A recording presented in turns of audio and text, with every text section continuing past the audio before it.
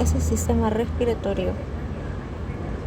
Bueno, en el caso de los peces, su intercambio respiratorio va a ser a través de las branquias y de las branquias donde va a ingresar oxígeno a través del agua. Y en la expiración, bueno, va a ingresar oxígeno en la inspiración y durante la expiración se va a dar la apertura del opérculo, que es lo que está más cerca a la boca.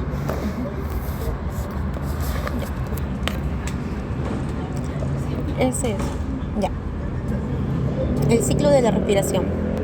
La inspiración es la parte activa. La inspiración es la parte activa y la expiración es la parte pasiva. Eso es lo más importante. Durante la inspiración se va a dar la expansión de los pulmones, a diferencia de la expiración que se va a dar la contracción pulmonar. ¿Okay? Y es muy importante acá la ley de Boyle. La ley de Boyle que mantiene la relación de la presión y volumen, donde al haber mayor volumen va a haber menor presión. Es decir, que están inversamente proporcionales.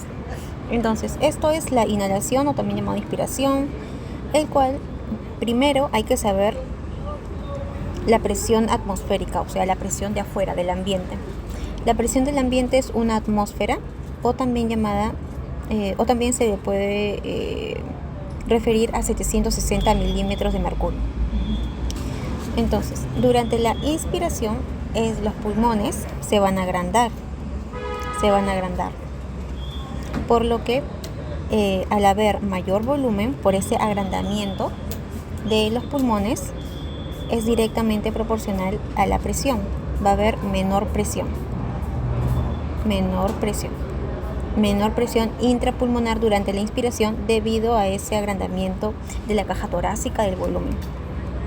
Por lo que aquí va a haber 759 milímetros de mercurio, es decir, menos 1 respecto a ese 760, que es la presión del ambiente.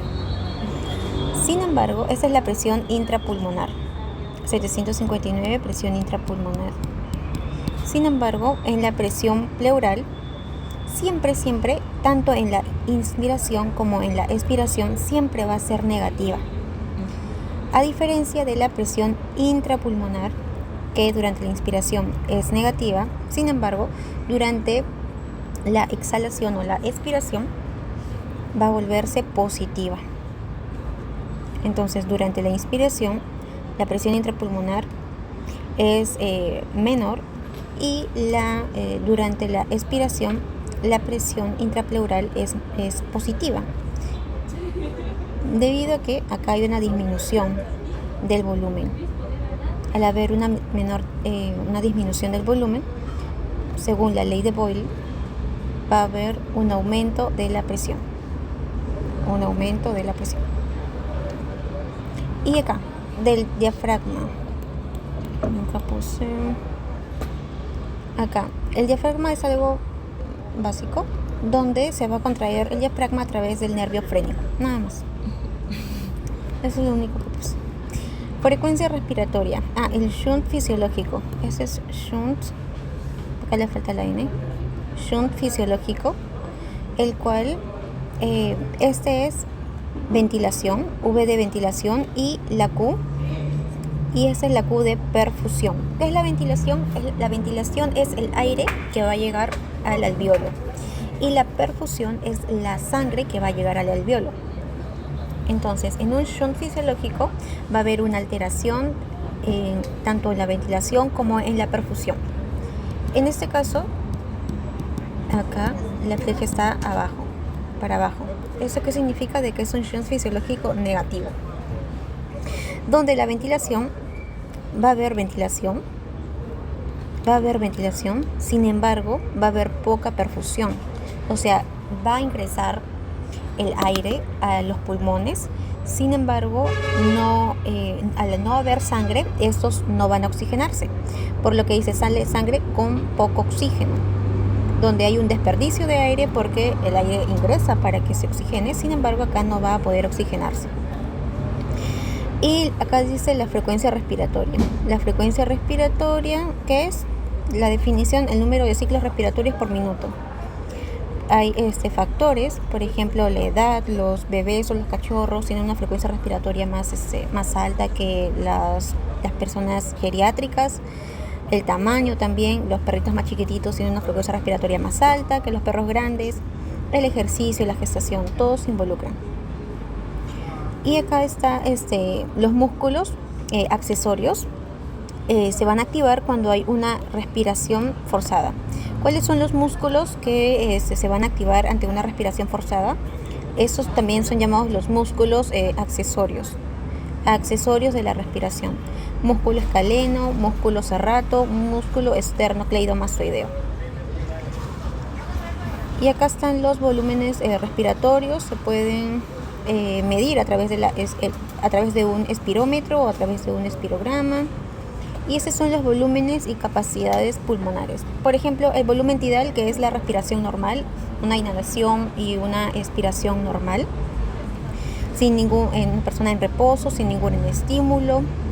En este caso, del volumen de la reserva inspiratoria es el aire inspirado, es la inspiración máxima luego de una expiración o de una inspiración normal.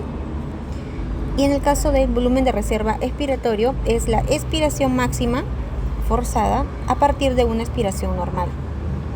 En este caso, la capacidad inspiratoria. La capacidad inspiratoria puse que acá disminuye en caso de obesidad.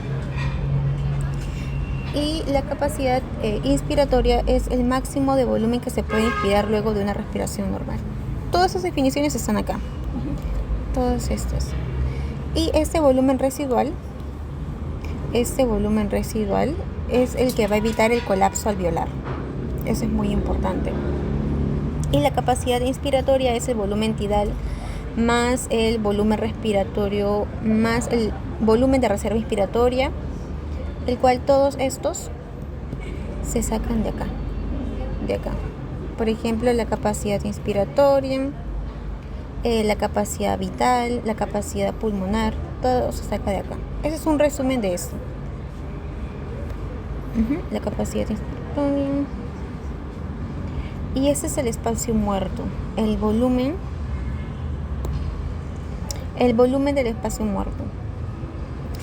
Y el volumen de la ventilación alveolar. El volumen de la ventilación alveolar es el volumen tidal menos el volumen del espacio muerto. Y en sí, ¿qué es el espacio muerto? ¿Cuál es el volumen del espacio muerto? Es que no participa en el intercambio gaseoso, ya que no todo el aire que se inspira va a ser oxigenado. Entonces, el espacio muerto es el volumen que no participa en el intercambio gaseoso. El espacio muerto anatómico es el tercio de aire inhalado que no llega a los alvéolos, por lo tanto no va a poder oxigenarse y se encarga más que acondicionar o calentar el aire. Acá lo puse. El espacio muerto fisiológico es parte del volumen corriente que llega a los alvéolos, pero no participa en el intercambio de gases. Tampoco se va a oxigenar este aire. Y esta es fija durante la respiración. Esto va a venir, esto creo que tomó también, me acuerdo. La inspiración y la expiración. En resumen de lo que vimos, la inspiración es activa, donde va a haber una expansión torácica, donde va a haber una expansión de la pared torácica, donde va a haber una expansión de la cavidad intratorácica y en sí va a haber una expansión de los pulmones. Por lo tanto, como va a haber una expansión de esta cavidad torácica, va a haber un mayor volumen. Y al haber un mayor volumen, según la ley de Boyle, va a haber una menor presión, o sea, una presión negativa. En el caso de la expiración, va a ser pasiva, va a haber una retracción o una comprensión de la pared torácica, de la cavidad intratorácica y de los pulmones. Y al haber esta contracción, esta reducción del volumen, va a haber un aumento de la presión, ya que volumen y presión son inversamente proporcionales, donde va a haber acá una presión positiva. Una presión positiva. Y esa es la ley de Boyle. Mayor volumen, menor presión, inversamente proporcionales. Las presiones respiratorias. Esas son las presiones respiratorias. Uno que es la presión intraalveolar o también la intrapulmonar, que esta presión intraalveolar, intrapulmonar, y también está la presión intratorácica o también llamada intrapleural. Esa es la que te mencioné acá, que la presión intrapleural siempre va a ser negativa. Sin embargo, es más negativa durante la inhalación que la exhalación, y la presión intrapulmonar solamente es negativa durante la inspiración, pero es positiva durante la expiración. Y acá lo dicen. La presión intraalveolar o intrapulmonar es negativa durante la inspiración y positiva durante la expiración, a diferencia de la intrapleural, que es negativa tanto en la inspiración como en la expiración, pero sin embargo es más negativa durante la inspiración que la expiración. Y eso es lo mismo. Y acá hay otra presión muy importante, que es la presión transpulmonar, que es la fuerza que mantiene a los pulmones expandidos, o sea que no se colapsen. Y esa es la sustancia surfactante. La sustancia surfactante es la que va a hacer de que permita la expansión de los pulmones. Es decir, si no hay sustancia surfactante, entonces los pulmones no se van a expandir durante la inspiración, no va a haber un aumento del volumen de los pulmones. En caso haya una disminución de la tensión superficial, ocasionaría una teletaxia. También esto va a influir en la tensión superficial. La sustancia surfactante influye en la tensión superficial, y esa tensión superficial también permite que haya una expansión de los pulmones. Entonces aquí yo puse un alveolo pequeño y un alveolo grande, donde el alveolo pequeño,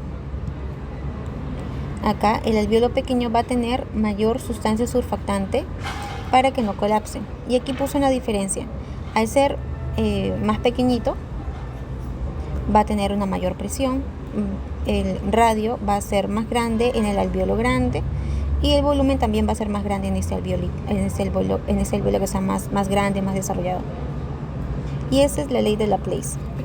¿Las sustancias surfactantes las liberan las células de qué del hígado? Las sustancias surfactantes las liberaban, creo que el neumocito tipo 2. Sí, las células sí.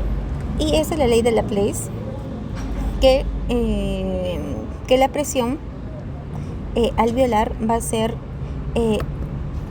directamente proporcional a la tensión superficial. Y ese es el transporte gaseoso alveolo capilar, donde ese es el pulmón. Esos son los alveolos, donde la sangre va a ingresar con poca cantidad de oxígeno, pero con más cantidad de CO2. Sin embargo, ¿dónde se va a dar este intercambio gaseoso? El intercambio gaseoso se va a dar en los alveolos, específicamente se va a dar acá, en la membrana alveolo capilar. Acá el alveolo está con más presión parcial de oxígeno y una menor presión parcial de CO2, 100 y 40. Entonces, si va a ingresar sangre, o va a ingresar sangre con menos sangre venosa, es decir, con menos oxígeno y con más CO2, acá, al haber un intercambio gaseoso, el oxígeno, al estar en más concentración dentro del alveolo, va a salir, y el CO2, al estar en menos concentración, pues va a ingresar. Por lo tanto, acá va a haber una inversión, por lo que la sangre aquí va a salir oxigenada y con menor concentración de CO2. Esto se va a dar en la membrana respiratoria, o también llamada membrana alveolo capilar. Este es el intercambio gaseoso, donde ingresa sangre poco oxigenada y sale sangre con oxígeno. Y estos son los factores que determinan la difusión de los gases. Está la membrana respiratoria, donde se da este intercambio gaseoso, donde es la superficie de intercambio. También está la gradiente de presión, el componente sanguíneo, por ejemplo, la relación o el tiempo de reacción de la hemoglobina con el oxígeno, la capacidad de difusión de los gases en solución. Todas estas, las 4, son los que determinan la difusión de los gases: la membrana, la gradiente de presión, la hemoglobina, el componente sanguíneo y la capacidad de difusión de los gases.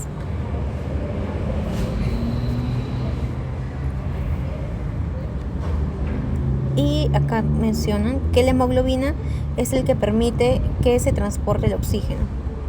Entonces aquí puse cada cadena de grupo hemo. Cada grupo hemo va a tener un átomo de hierro que se va a unir al oxígeno. Y justamente este hierro va a hacer de que se dé ese transporte de oxígeno a todos los tejidos. Entonces la saturación de la hemoglobina es diferente. En los pulmones se satura de un 95 a un 100%, a diferencia de los tejidos que aquí hay una saturación del 75%. Y esto. Y esta es la difusión de oxígeno en capilares a tejidos sistémicos. Por ejemplo, es la llegada de sangre al corazón izquierdo, donde la llegada de la sangre va a haber una mayor concentración de oxígeno, y debido a este intercambio la sangre va a salir con menos oxígeno y más CO2. Esto significa de que hubo un cambio en el intercambio gaseoso a nivel del tejido. Sin embargo, cuando llega al alveolo, esta situación se va a cambiar. Es decir, cuando sale la sangre del alveolo, va a salir oxigenado. Eso nada más. Un cambio de intercambio gaseoso a nivel del alveolo, donde sale de sangre con poco oxígeno, pasa a más oxígeno. Y el CO2 con mucho CO2, la sangre con mucho CO2 pasa a una sangre con menor cantidad de CO2. Y esa es la ley de Henry, de que por cada 100 milímetros de mercurio de presión de oxígeno solo puede transportar 0.3 milímetros sobre un decilitro. Eso significa de que el oxígeno disuelto en el plasma también no va a cubrir los requerimientos del organismo. Para ello existe la hemoglobina, para que se dé ese transporte. Porque como el oxígeno está disuelto en el plasma, es insuficiente para cubrir los requerimientos del organismo. Se necesita de un transportador soluble al oxígeno y en la sangre. Esa es la hemoglobina. La hemoglobina es el que hace que llegue a todas las partes, a todos los tejidos, a todos los órganos. Y esa es la curva de disociación. Acá lo traté de entender, pero no entendí. Pero básicamente es el P50 bajo, hay una mayor saturación, pero el P50 alto es una menor afinidad de la hemoglobina con el oxígeno. Ya no sé qué punto. Ahí sí, eso sí tienes que averiguarlo, Dani. Eso no entendí muy bien. Y el efecto Bohr. Al haber una pérdida de afinidad entre la hemoglobina con el oxígeno, de esta manera el oxígeno es libre y va a ser utilizado por la célula.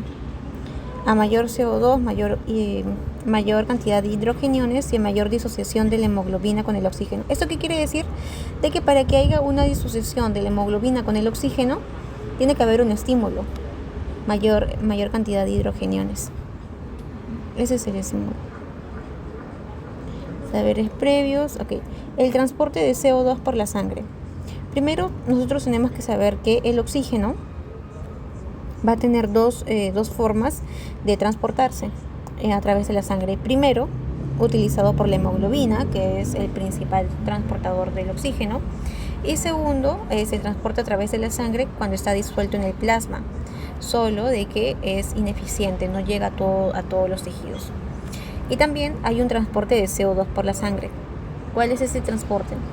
El CO2 se produce en la célula e ingresa al glóbulo rojo. Ese es el glóbulo rojo. El CO2 ingresa, se une con el agua y se convierte en bicarbonato. El CO2 puede ingresar y se puede unir a la hemoglobina. Y otro transporte es de que se puede difundir a través del plasma. Entonces, el CO2 es transportado como disuelto en el plasma, unido a la hemoglobina y transportado en bicarbonato. ¿Cómo se transporta? Principalmente en un 70% es cuando está transformado en bicarbonato, luego unido a la hemoglobina y luego está disuelto en el plasma. A diferencia, este tiene tres tipos de transporte, el CO2, a diferencia del oxígeno. El oxígeno tiene dos. tanto por la hemoglobina o simplemente disuelto en el plasma. ¿Cuál se le añade al transporte del CO2? Transformado en oxígeno. Ese es algo nuevo en el CO2. Ese es un nuevo transporte, a diferencia del oxígeno, que nada más tiene a través del plasma y a través de la hemoglobina. Y la regulación de la respiración. Aquí está el centro neumotáxico. La corteza cerebral tiene influencia sobre el núcleo neumotáxico y a su vez este tiene influencia al grupo neural ventral y el grupo neural dorsal. Esto nos da la capacidad de regular la respiración de manera consciente. Este es el centro neumotáxico. Este es el centro neumotáxico que tiene influencia en el grupo respiratorio dorsal y el grupo respiratorio ventral. Y aquí está. Centro neumotáxico. Regula la respiración, controlando la duración y la frecuencia cardíaca. Ese centro neumotáxico tiene influencia sobre el grupo respiratorio dorsal y el grupo respiratorio ventral. El grupo respiratorio dorsal está encargado de la inspiración. Este grupo respiratorio dorsal, función inspiración, que activa al diafragma más los músculos accesorios para que se dé esta inspiración. Y en el caso del grupo respiratorio ventral, responsable de controlar principalmente la expiración, es decir, la relajación de los músculos. Aquí el grupo respiratorio dorsal se encarga de la activación del diafragma y músculos accesorios, pero en el caso del grupo respiratorio ventral se encarga de la relajación de los músculos, es decir, la expiración. Y eso. Aquí están los quimiorreceptores centrales, los quimiorreceptores centrales también son llamados, también son conocidos como los receptores sensibles al CO2. ¿Por qué? Porque esos factores, porque estos quimiorreceptores centrales van a responder a un incremento de la concentración del ion hidrógeno en el líquido cefalorraquídeo. Pero ese incremento del hidrógeno en el líquido cefalorraquídeo es consecuencia de la difusión del CO2 en la sangre. Entonces, por eso se le llama de que esos quimiorreceptores son conocidos como receptores sensibles al CO2, debido a que este CO2 emite una gran concentración de hidrogeniones y esta concentración de hidrogeniones activa los quimiorreceptores centrales. Y esos son los quimiorreceptores centrales, acá se repite, que captan el aumento de la concentración de los hidrogeniones. En síntesis, y al haber una gran concentración de hidrogeniones, estos quimiorreceptores centrales van a tener la función de aumentar la frecuencia cardíaca, de aumentar la frecuencia respiratoria. Esa va a ser su función. Van a aumentar la frecuencia respiratoria cuando captan una gran concentración de hidrogeniones. Y esta concentración de hidrogeniones es emitido por una gran difusión de CO2 en la sangre. Y están los receptores periféricos. Estos receptores periféricos están los receptores arteriales y los receptores pulmonares, o también llamados los mecanorreceptores. Entonces, los quimiorreceptores periféricos de tipo receptores arteriales periféricos van a captar van a responder a los bajos niveles de oxígeno en la sangre arterial. Estos, como van a responder, al igual que los quimiorreceptores centrales, van a incrementar la frecuencia cardíaca.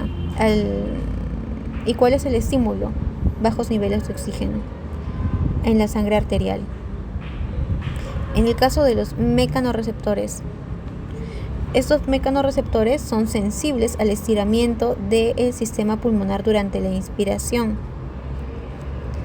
Entonces, estos mecanorreceptores se van a activar debido al estiramiento del sistema pulmonar durante la inspiración. Esto va a través del nervio vago van a responder Primero van a mandar su señal hacia el centro inspiratorio, hacia el centro respiratorio, y ese centro respiratorio va a generar la expiración. Ese es el reflejo de Herring. Creo que te llamo yo. ¿Dónde voy yo? Ya. Entonces, el reflejo de Herring básicamente es da fin a la inspiración y da inicio a la expiración. Ese es el reflejo de Herring. Ese es el reflejo de Herring, que incrementa la frecuencia cardíaca y también evita una sobreinflación pulmonar. Y esta sobreinflación pulmonar se da debido a la inspiración. Esta inspiración hace de que el pulmón aumente, se estire. Y para que no haya una sobreinflación, se va a dar este reflejo de Herring, para que de tal manera de que luego de la inspiración se dé la expiración. Si no está ese reflejo de Herring, entonces se va a dar inspiración, inspiración, inspiración, y nunca se va a dar esta expiración. Entonces, acá está. Eso sí preguntó. Eso preguntó Dani. El efecto del ejercicio sobre la ventilación. Por ejemplo, el perro emite CO2, inhala oxígeno y emite CO2. Esta gran concentración de CO2 hace de que se genere hidrogeniones en los tejidos. Producto del metabolismo va a ser recaptado por los quimiorreceptores centrales o periféricos, y estos van a incrementar la frecuencia respiratoria. Entonces, el perro emite CO2. Este CO2 con hidrogeniones van a ser captados por los quimiorreceptores tanto centrales como periféricos, aumentando la frecuencia respiratoria. Y el estímulo es a través del nervio frénico, que va a llegar al diafragma para incrementar la contracción y también la ventilación, y así eliminar el CO2.